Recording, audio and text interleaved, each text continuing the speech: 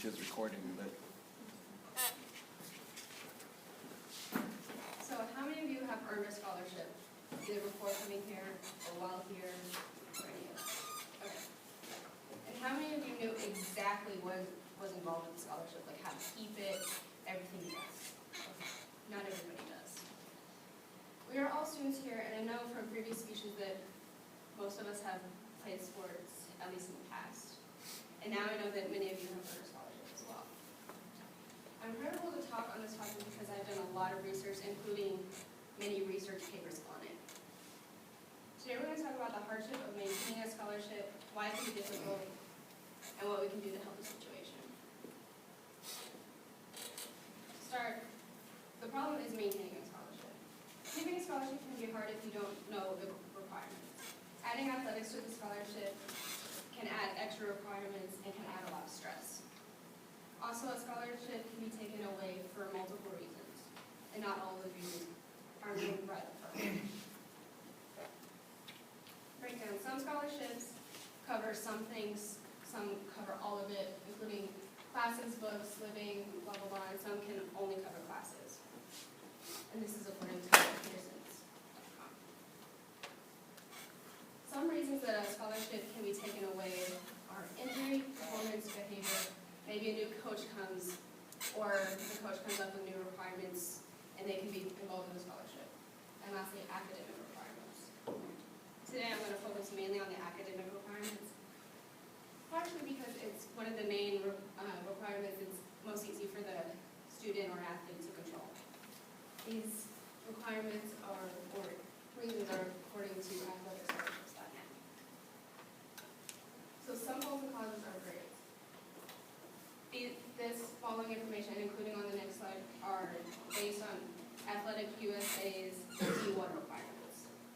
During your freshman and sophomore year, you have to complete between 24 and 36 credit hours.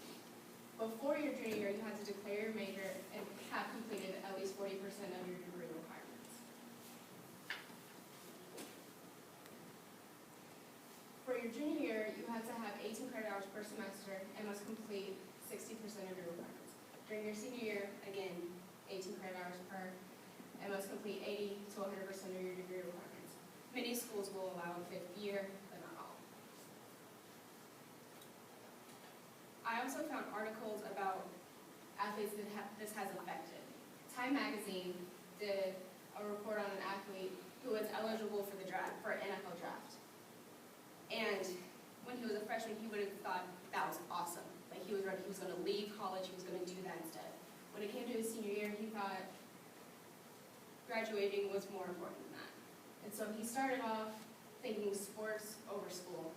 He in fact said that he didn't go to school, he went to school to play, not play school.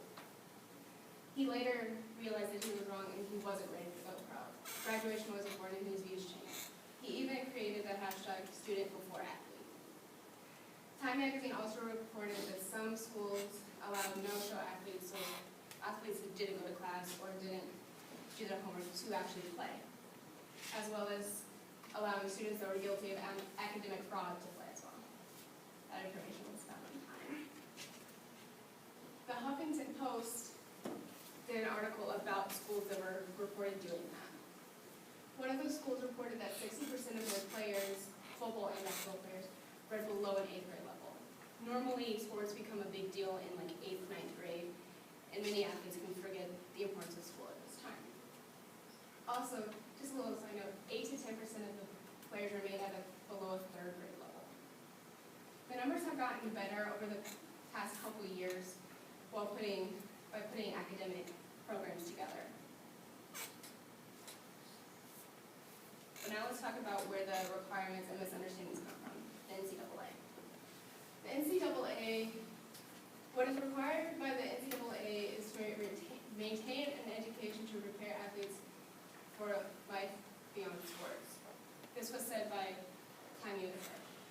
And so I looked up the NCAA, but I wasn't directly taken to their athletics page. I was taken to their main page, didn't have much information on it. So I had to go through and actually look up NCAA athletic requirements. When I looked that up, I was taken to a website that just had a little down bar and said this: the NCAA opportunities to learn, grow, blah, blah, blah. But now let's take a look at their main page. Time in their article also had this quote, which pretty much says, despite their push for academics, nothing on their main page is really athletics. And so this is like their full front page from, I think, Tuesday to these. And at first I thought that, like, this one right here was about academics, and then I read it, no. But they're all about sports, which, I mean, sports are awesome, don't get me wrong. But when that's the main point, scholarships can be taken away, and it's just sad. So now let's talk about solutions. A previous solution, which actually was the action taken in consideration by the one college, was the NCAA did create a program many years ago that was called the Academic Progress Rate, and it was claimed to be the most far-reaching effort of its kind. This was started back in 2004 with no real ways of keeping it up and no means to continue it.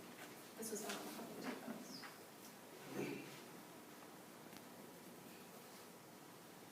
New solutions. Really prepare your students in high school, maybe even middle school. Tell them what the requirements are up front. Tell them everything we cover. And explain the causes and effects of consequences. So if this happens, this will happen. So programs that can be started is creating study groups before practice as a team. Bring in tutors and teachers of the classes if they're willing, and have study halls during school. This is mainly for like high school. In conclusion, scholarships are earned and easily lost. It's important that everyone receives the help they deserve. Sports are important, they keep people active. If people can pay their way through college by playing sport, that's